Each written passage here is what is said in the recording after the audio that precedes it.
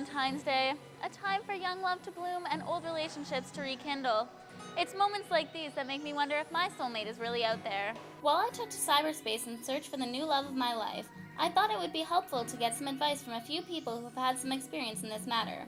What foundations must be laid to make an everlasting relationship work? I got a thirst, baby. You look like my Gatorade.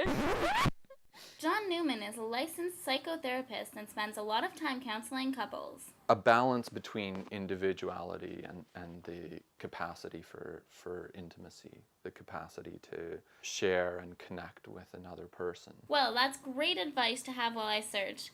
Okay, Truckman24601, let's see what you've got. But first, let's take a look at some other couples. Get your head up. I also sought some advice from those who have first-hand experience. Jen and Kevin just got married a year ago and are expecting their first child any time now.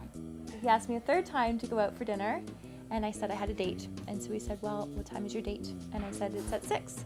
So he said, well, I'll be at your house at 5:30. If you've gone on your date, then I'll never bother you again. And if you haven't gone on your date, then I'll take you out. Then there's Ollie and Amber, whose friendship and love transcends romance and family. After we realized that... share brain cells. Yeah. And sort of, well, I guess I do some of her thinking for her.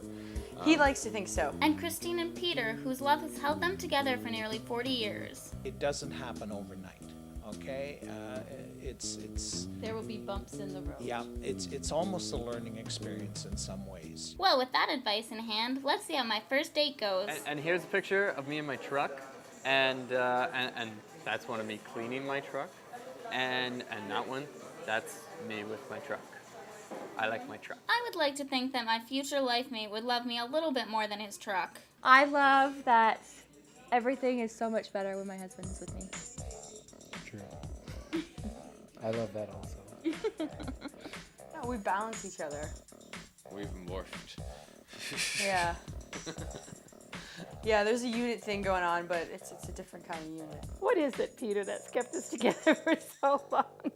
Is it a habit? Desperation, not to be lonely.